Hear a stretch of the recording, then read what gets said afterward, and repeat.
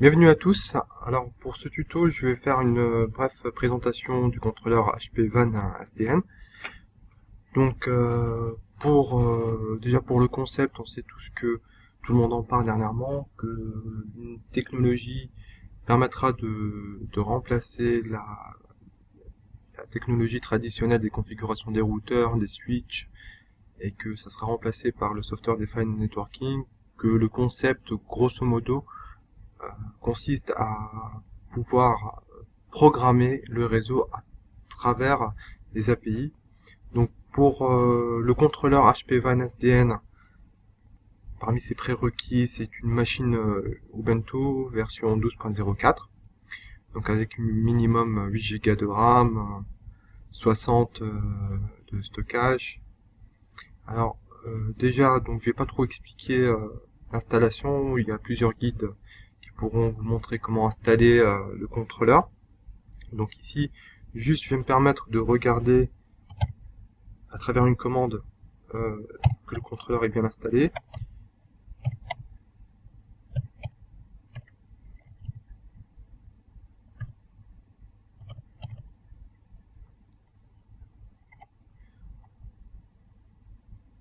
Ouais, je suppose, non. Alors,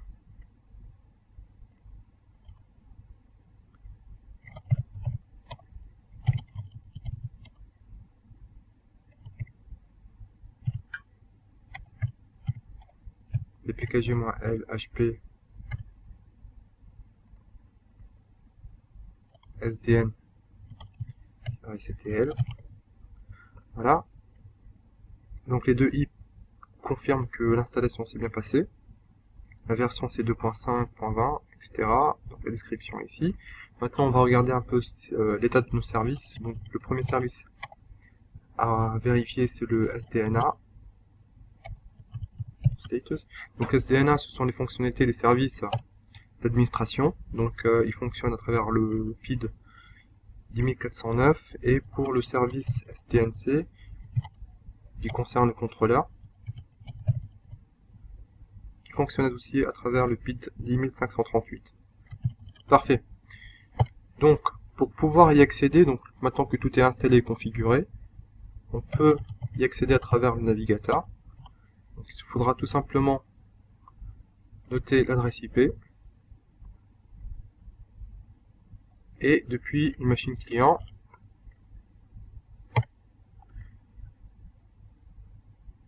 donc on peut voir l'interface SDN. Bon, à la base, il n'est pas authentifié, donc par défaut, le nom d'utilisateur c'est SDN, le mot de passe Skyline. Alors déjà, pour la configuration et l'installation, vous allez trouver plusieurs tutos. Je me suis inspiré de deux tutos. Le premier, c'est celui de le tuto officiel d'HP. Donc là, on peut voir l'installation des packages nécessaires. Maintenant, pour l'authentification du nom d'utilisateur et mot de passe, HP Van SDN utilise le conteneur Keystone d'OpenStack. Donc, pour pouvoir, ici, le tuto officiel ne le montre pas, mais vous pouvez voir qu'il y a un script qui est partagé pour pouvoir créer un conteneur Keystone avec comme login et mot de passe SDN et SDN Skyline plutôt. Voilà. Donc, maintenant si on revient à notre contrôleur, on peut voir depuis l'interface alerte, donc tout ce qui concerne les alertes, les applications. Donc je vais revenir un peu sur le concept. Donc supposons qu'on a une architecture composée de 3 switches, d'accord?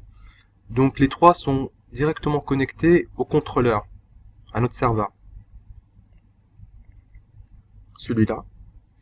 Donc c'est à partir de ce serveur que tout sera programmé et planifié. Et suite à l'interconnexion des switches à ce contrôleur, donc le contrôleur permettra de passer les instructions et l'ordre à travers le protocole OpenFlow, qui est récemment à sa version 1.3. Donc maintenant, entre les versions OpenFlow, on peut trouver, il n'y a pas vraiment une grosse différence, mais si on regarde l'OpenFlow 1.0 et 1.3, c'est que la 1.0 permet de gérer une seule table, et la 1.3 plusieurs tables. Donc maintenant, on va vous dire qu'est-ce qu'une table. Une table, donc c'est une instruction qui est enregistrée à l'ASIC du switch, là où sera hébergées toutes les instructions communiquées par notre contrôleur. Voilà, donc nous avons notre contrôleur qui est interconnecté avec 3 switches. Maintenant, pour pouvoir passer et programmer le réseau, il ne suffit pas d'un contrôleur. Le contrôleur ne fait que passer le message. Donc des applications sont développées à travers après, tout dépend ce qu'on veut obtenir comme information ou bien comment on peut pouvoir gérer le flux. Donc, les applications sont hébergées et uploadées à travers cette interface. Donc, il suffit de faire New, Browse. Donc, on peut voir, ce sont des fichiers zip généralement. On peut trouver une application très populaire d'HP, le Network Protector, qui permet de gérer et de bloquer le flux à sa guise. Il y a aussi bon, ils sont payants. Il y en a d'autres qui sont gratuits, mais généralement qui sont pas faciles à uploader étant donné qu'ils sont pas signés. Mais je vais vous montrer rapidement comment pouvoir les uploader. Voilà, donc pour la configuration, ici on trouve les composants. Bon, on peut configurer plusieurs choses, le timeout, les valeurs, les certificats, si on veut qu'il impose une authentification ou pas, etc. Donc je vais pas trop entrer dans les détails. Pour la licence, c'est hébergé ici. Donc une clé de licence est accessible.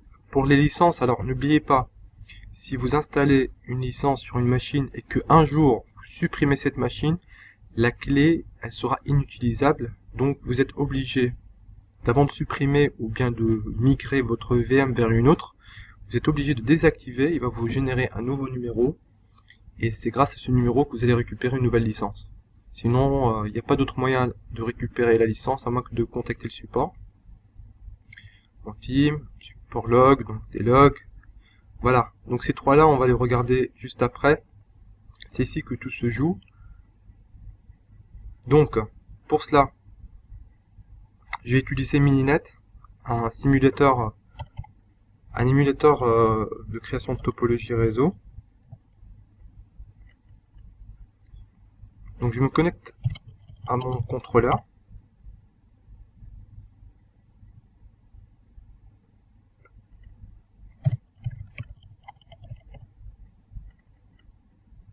Donc, une fois connecté, j'accède en tant que route.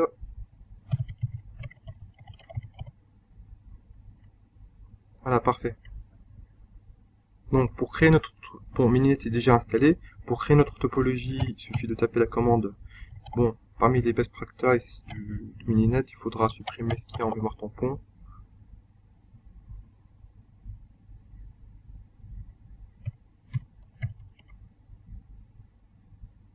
Voilà, parfait, donc tout est supprimé. Donc mn moins contrôleur égale remote topo linéaire 4. Tout ça pour dire que je vais créer une topologie linéaire constituée de 4 switches. Donc je regarde s'il n'y a pas d'erreur. Voilà. Donc, l'ajout de 4 hôtes connectés à 4 switches, l'interconnexion des lignes entre l'hôte et le switch. Voilà. Donc on peut voir à travers quelques commandes simples notre contrôleur, les hôtes H1 jusqu'à H4 et S1 jusqu'à S4 pour les switches. Donc net pour regarder l'interconnexion entre les devices. L'hôte est connecté le TH0 de H1 qui est connecté à ETH1 de S1 et ainsi de suite. Donc maintenant pour faire un test ping, pour tester l'interconnexion entre tout une déconnexion, voilà. Je vais me reconnecter rapidement. Pour tester l'interconnexion entre tous les devices, il suffit tout simplement de tester la commande, d'exécuter la commande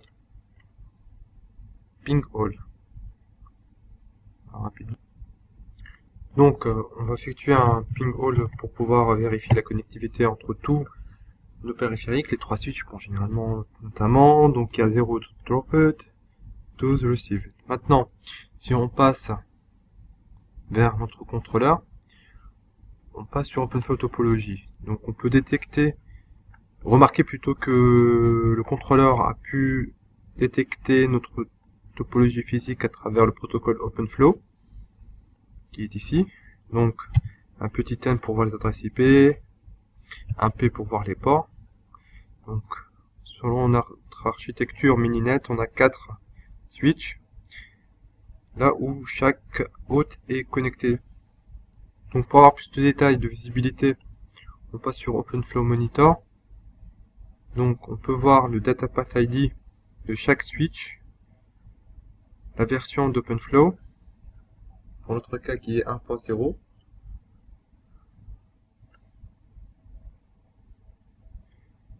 Là. Donc, on clique dessus, on va sur Summary. On peut vérifier le nombre de tables. Bon, le constructeur déjà, l'OpenSwitch, Software Version, Data Path ID, l'adresse IP, le port, la version de l'OpenFlow, la table. Donc ici pour notre table, on a dit que pour OpenFlow 1.0, elle permet de gérer une seule table. Donc ici on peut voir 255. On se dit pourquoi? Parce que tout simplement OpenFlow gère, pour le cas de Mininet, donc elle permet de supporter 256 tables. Ce qui n'est pas le cas pour certains switches physiques. Pour le cas par exemple du switch Comware, il permet de supporter seulement 3 tables. Pour le switch Provision, permet de supporter une seule table. Donc faire fonctionner l'OpenFlow 1.3 sur un switch Provision, donc ça va pas rapporter plus qu'une table. Donc voilà. Donc maintenant, pour la table, on peut voir la table ID, elle est toujours fixée sur NA. Pour la version 1.3 d'OpenFlow, ça sera complètement différent. Donc on peut avoir de 0, 100, 200 tables. Donc alors pour les tables, chaque table, donc on trouve des règles. Chaque règle a une priorité. Donc on peut voir le nombre de paquets de bits passés dessus. Cette règle, donc pour le cas ici, qui permet de dire en quelque sorte pour l'UDP source, l'UDP destination, avec l'entête IPv4, l'action qui va suivre, donc normal. Ici pratiquement ce sont des règles qui sont préconfigurées. Donc parmi les fonctionnalités d'OpenFlow, c'est de manager le flux.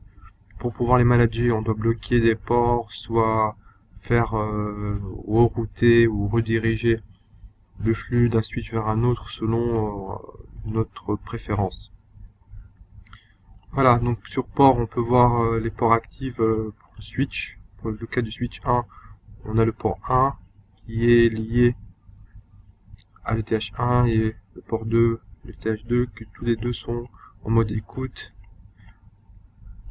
Voilà. Donc, on revient sur notre topologie. Ici. Alors, je vais revenir un peu sur les applications. Sur l'interface application, alors cette interface nous permet d'uploader et de générer, d'exécuter les applications qu'on développe pour pouvoir donc faire fonctionner le contrôleur. Alors, ce qu'il faudrait retenir pour les applications, c'est qu'il y en a deux types. Des applications réactives, ce sont des applications Java, d'accord, qu'on upload, et des applications proactives. Donc, les applications proactives, ce sont des applications externes qui font appel donc, au service du contrôleur pour pouvoir fonctionner donc ou bien manager notre flux. Donc, pour cette démonstration, je vais tout simplement uploader une application réactive. Donc c'est une application qui est complètement gratuite. On fait sur New, Browse. Alors parmi les applications gratuites, on trouve sur le portail HP le FlowMaker, donc ici on a un petit problème d'upload. Alors le contrôleur l'a rejeté parce qu'il a détecté que l'application n'était pas signée. Pour des raisons de sécurité, donc il la rejette. Donc, pour pouvoir y remédier, il faudra tout simplement changer une valeur au niveau de la configuration. Donc parmi les applications qu'on peut trouver, ce sont des applications HP, des applications développées par les partenaires HP, qui sont généralement dédiées pour les campus et les grosses les data centers, et les applications développées par les communautés. Donc on trouve des toutes petites applications très utiles. Donc pour notre cas, c'est le FlowMaker qu'on a téléchargé, qui est complètement gratuit. Donc vu qu'il a, malgré qu'il était fourni par le market HPE, il a été rejeté. Donc on peut y remédier tout simplement pour changer une valeur, comme je l'ai dit. Alors je vais revenir ici, on va accéder au serveur.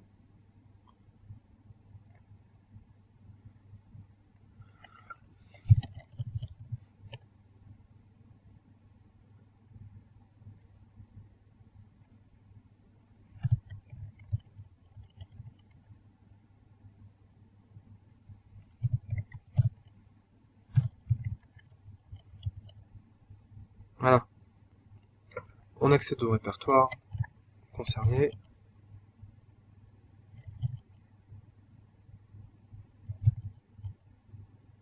Avant de porter n'importe quelle modification pour le fichier dmk.sh, il faudrait tout simplement stopper le service sdna stop.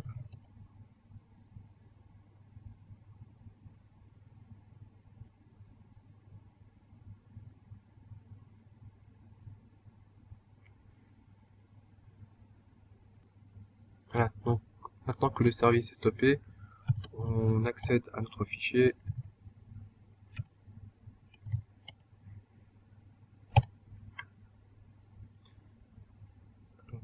On va tout simplement ajouter une ligne avant la clé des Java. Alors je me permets de rechercher des Java pour pouvoir me repérer. Voilà. Donc juste avant cette ligne là, on va ajouter une deuxième ligne qui va contenir des SDN .sign jar est égal à none. Voilà, tout simplement anti-slash.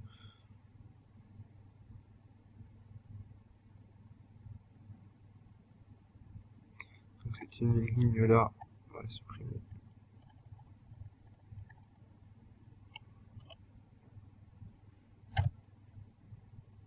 Yes. Et on relance notre service. Donc voilà, il a été démarré au PIT 19270. Alors la ligne que j'ai supprimée, c'était juste une ligne que j'ai testée avant d'enregistrer la vidéo, donc ne pas tenir compte de cette suppression. Surtout, si je reviens à mon contrôleur, donc il s'est déconnecté, le temps qu'il se reconnecte, tout à fait normal car le service qui a été redémarré prend son temps, hein. Donc il faut compter de 3 à 5 minutes de démarrage. Donc une fois que notre contrôleur a été démarré, on s'authentifie comme d'habitude.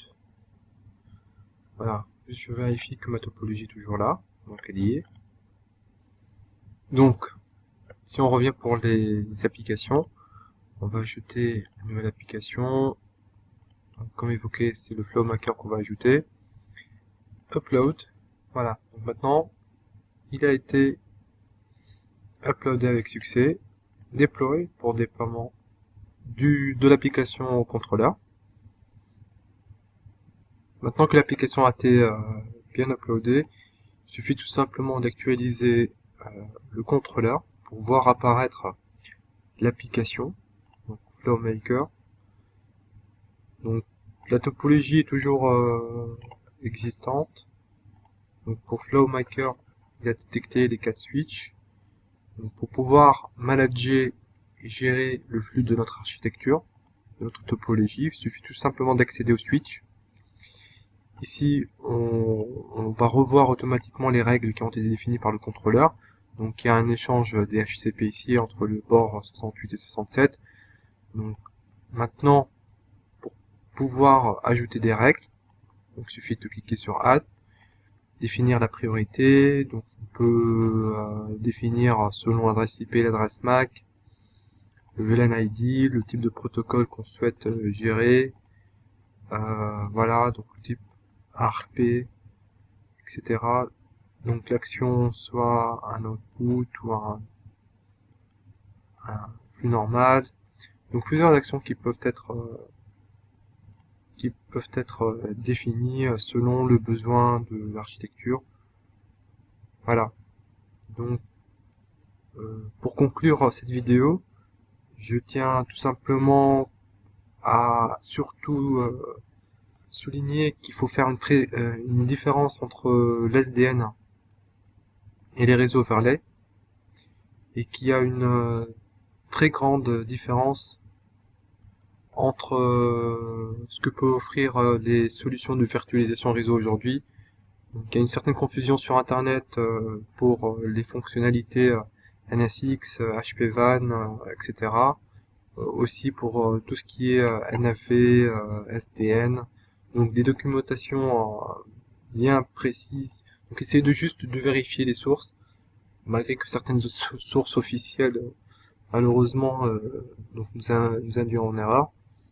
Donc j'espère que vous avez apprécié la vidéo et je vous dis à bientôt. Merci.